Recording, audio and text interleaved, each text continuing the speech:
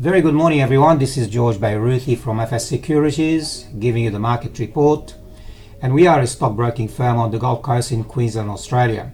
And today I will show you how investors and traders can make money on our stock market. I'll show you what is hot and what is not, and what you should hold and what you should fold. And by the way, if you enjoyed the presentation, please give us some feedback.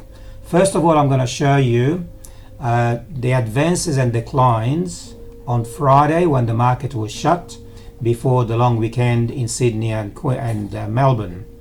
You can see here for the last 3 days we've had a tremendous momentum on the upside.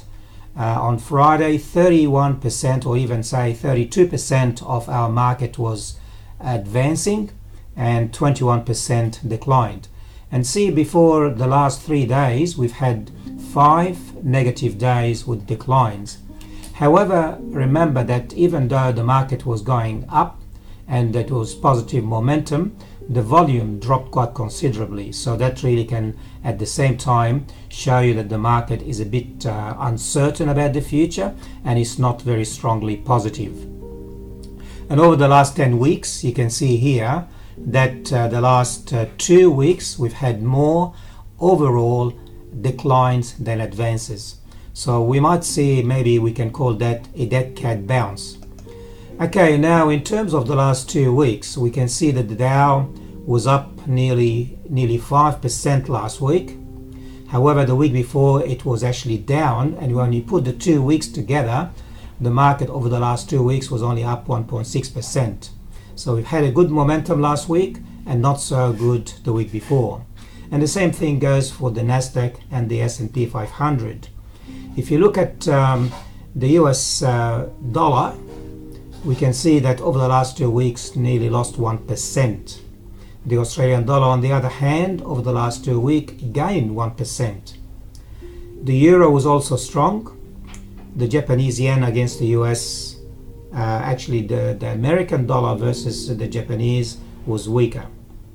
Now in terms of the gold was actually up by nearly 5% over the last 2 weeks. Half of that was nearly last week and the week before also. Silver also had a good 2 weeks, as you can see here. Oil, on the other hand, after falling 8% over the last 2 weeks, recovered some of the losses last week.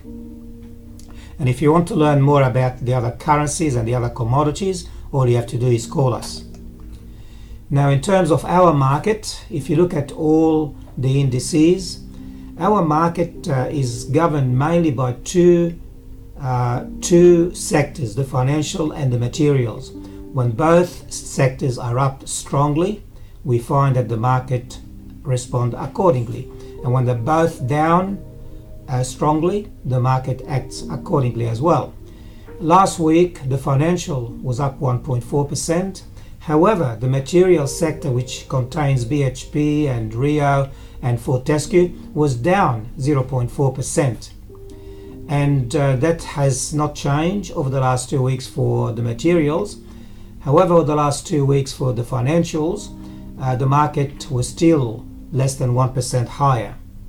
The S&P ASX 200, that is the gauge for our market, was up 0.7% last week. However, over the last 2 weeks was still down 0.2%.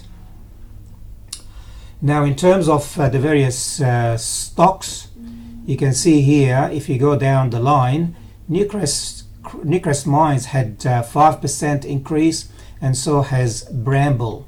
There were two best performers.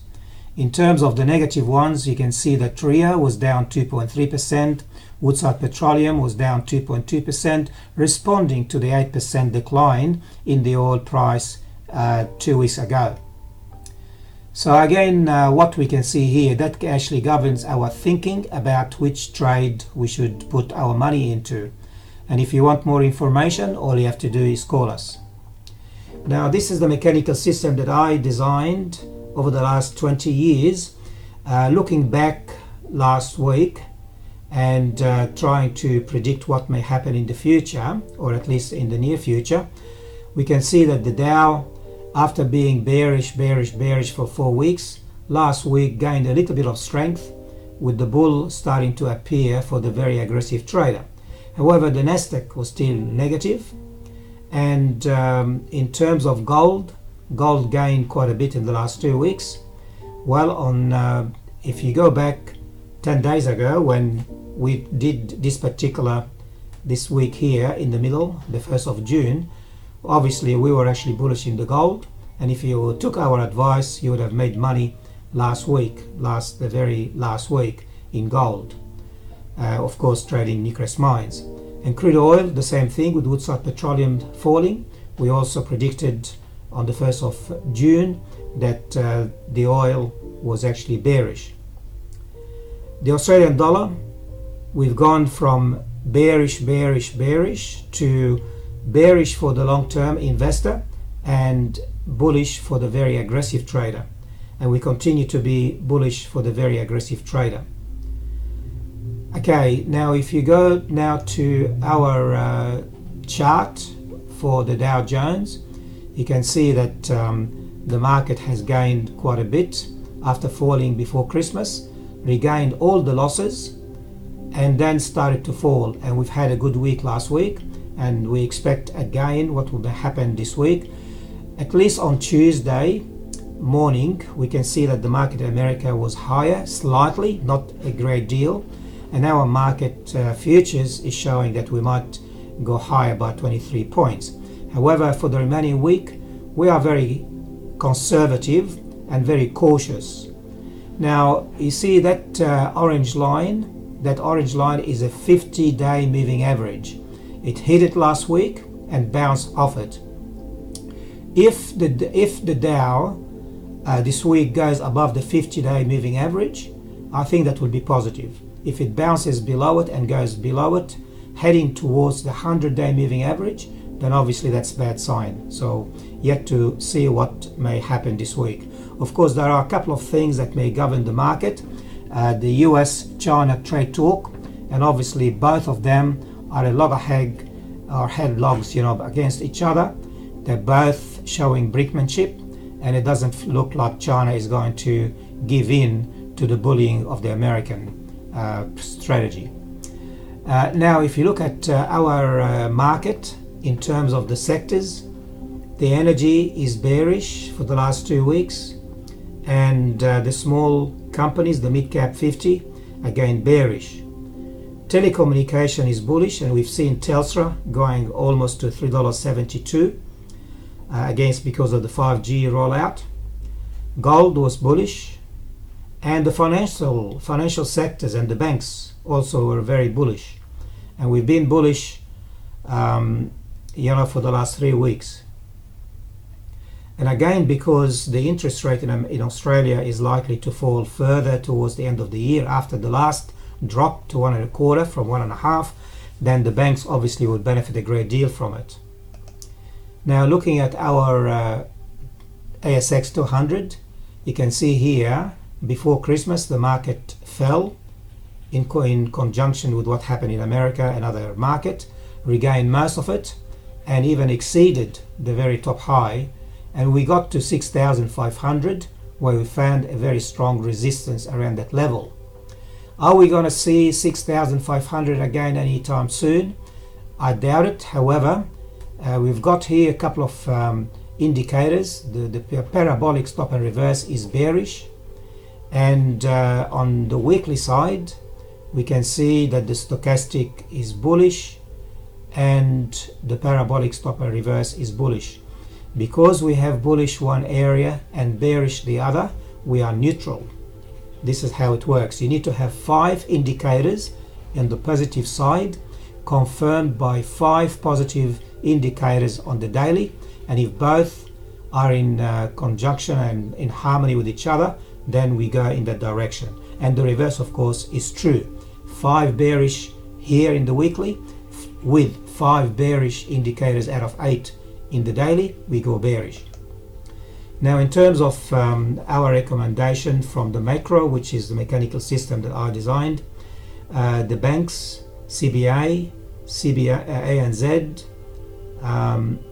you've got here NAB and Westpac. Westpac, for some reason, turned neutral. So if we're going to trade the banks, we will trade CBA first, ANZ second, and NAB second as well. And we'll leave Westpac out this week. What we see here also that Transurban, TCL, turned very strong last week. So we may want to have a look at that as well. Telstra still strong. Newcrest Mine still strong. However, we heard this morning that gold dropped by $5 overnight. So we just have to be careful with Newcrest Mines. BHP has gone from neutral to bearish for the very aggressive trader. And we are neutral for the investor, the long-term investor. And you look at Rio, we turn bearish at the same time as BHP. And that is governed by the price of iron ore, which dropped quite a bit last week. So on the daily side, what I showed you, that was the weekly, week on week, and that's what happened last week, day on day. The banks continue to be very strong right through the week, and so is Newcrest Mines, and so is NAB, and Westpac on Friday turned from bullish to neutral. So some news came out on Westpac on Friday that the market decided to go neutral from bullish. So the indicator started to move downward. Worley has been bearish for quite some time, and Wesfarmers is also very strongly bullish on the daily side. And you can see here, even though BHP was bearish on Friday, was up by 2%, small recovery. And Rio, you look at Rio, was down 1.3%. Wesfarmers was down 0.8%, even though it was bullish on Friday. So again, you've got to really look at the whole thing, one with the other, rather than just take one indicator and one signal. So, I mean, the market is volatile, there is no question, and it's always very difficult to predict with 100% certainty where the market is going to go from one day to another. So it's always important to look at charts and keep your ears to the ground to know what is happening. Okay, let's now go to the Flight Center, a trade that we took sometimes in March. That's nearly 3 months ago. We entered the trade because we heard that there was a special dividends of $2.09 coming up very shortly afterwards. So we entered the trade when the market was higher than 46, but we managed to get in at $45.13. What happened after that was not a very good thing. The market went down to 44, and as it approached the day of the ex-date, the market picked up again, closed here, and then after the payout, for some reason, people decided to take the dividends and sell the shares. We went down below $40, and we decided to hang on. And instead of just selling and getting out and take the losses, we decided to take some more trades. So the first trade we entered at $45.12, as you can see here in the middle of the page, and that was 120 shares, spent $5,400.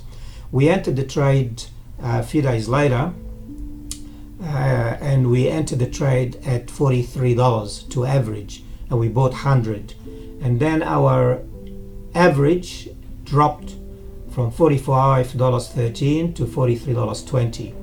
And then remember, we received $2.09 dividends, so our actually gross payout was $42.09.